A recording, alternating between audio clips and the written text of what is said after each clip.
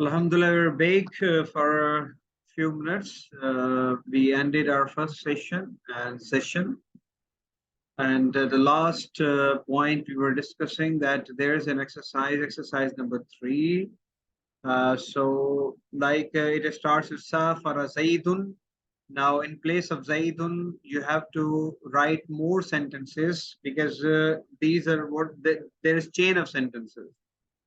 So instead of Zaid, you have to write Aishatu, then Anta, Anti, Antuma, Antum, Antunna, Ana, wa Nahnu. Now, actually, my purpose behind asking you to send me this exercise in writing is that, Alhamdulillah, you are doing verbally, but when you start writing these exercises, means are solving these exercises in writing, that will help you in also composing any kind of paragraph in Arabic, right? So because learning Arabic is not piece of cake, and you know very well. And Alhamdulillah, you have reached up to this level now that you can change the sentences, you can bring the verbs and change the form of them, change the form of zamir, and etc. etc. So now you start writing. That will give you confidence, and inshallah you will start writing some pieces on your own in future. So that's why whatever the exercise you're doing verbally, you should try to spare some time for writing the exercises down.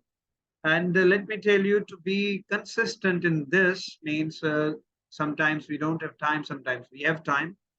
You should take some time on regular basis whenever are free, or even before Fajr prayers or after Fajr prayers, when you're done with your Azkar, your Tilawat, and your Dua and everything, take some time out and start writing these exercises. That is very important because this will give you the real understanding. Various people, they learn Arabic and even in madrasas, but they lack the capability of writing passages on their own.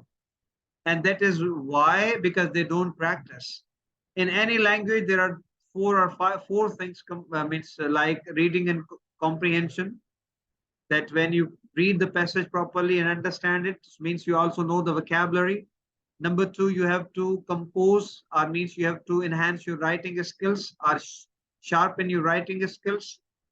Then number three, you have to speak the language, okay? And what is number four?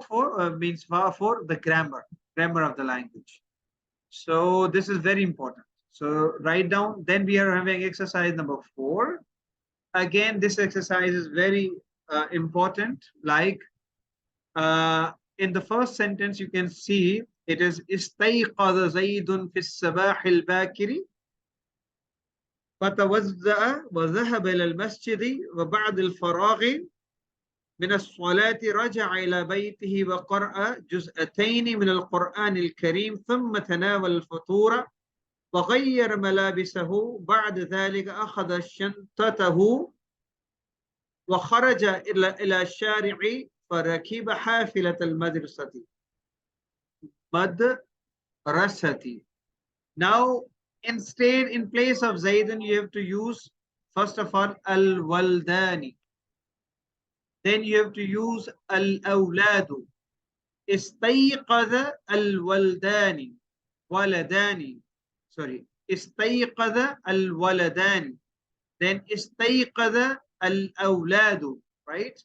So you have to first of all solve the exercise and then write it down and also read on your own.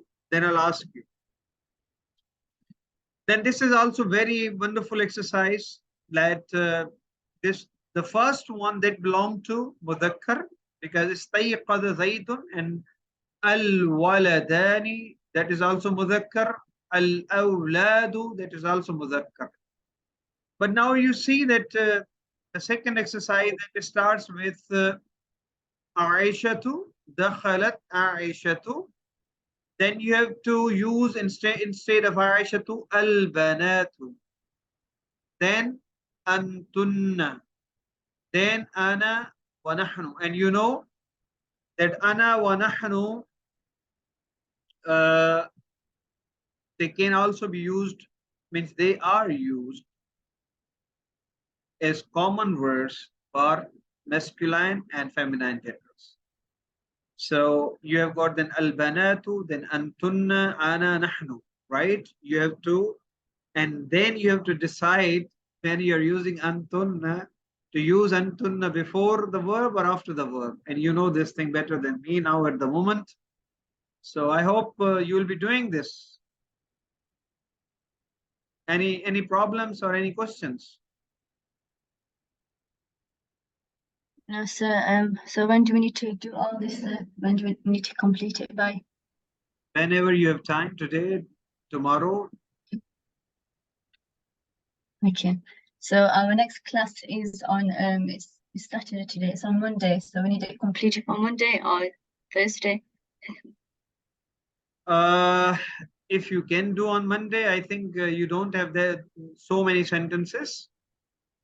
First of all, if you don't want to, it means if you skip the first exercise number 2, if you don't want to write it, it doesn't matter. But at least write the remaining exercises on priority basis. Once you have done this, then go back to the exercise number 2. Okay. Right? Yes. Okay. Inshallah, once you have done that, you will have more confidence, and definitely you will realize that your understanding and the other skills are being sharpened. So try to do it, keep on doing it until you do it, but give it priority, right? I mean to say that along with your other activities, like you've got different activities at home, so definitely we don't have to ignore that, and I'm not ignoring that, but to take some time out and keep doing that. We are going to meet on Monday, inshallah, and after that we'll be doing some other work, and exercises will continue. I was having this thing to also discuss the vocabulary, but because I think you are already overburdened with exercises, so inshallah, we'll do that. And with one more request that because we are having our classes twice a week, so try to schedule your activities or schedule your activities that we must not skip our classes. Inshallah. Right? Inshallah. So the previous exercises that we've done, sir, shall we share them with you, and will you get back to us on that? Yes, you can share it. Okay. Okay. So inshallah, see you on Monday, and I hope that you will have done major portion of your exercises or homework. Inshallah. Brother Ayman, especially you. Inshallah. You keep on delaying your work. Now I'm thinking to penalize you. It would be better. So what type of penalty would be convenient for you? I think I should take on vocabulary as well. Your vocabulary. Okay. I'll think of the penalty now, because now you have grown, means growing mature in Arabic.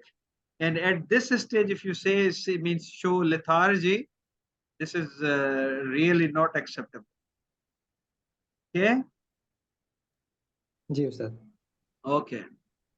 Actually, I'm trying to make you realize I'm not serious in saying such words, but just I want you to work more and more. See you inshallah on Monday. Assalamu alaikum wa rahmatullahi wa barakatuh. Alaikum salam.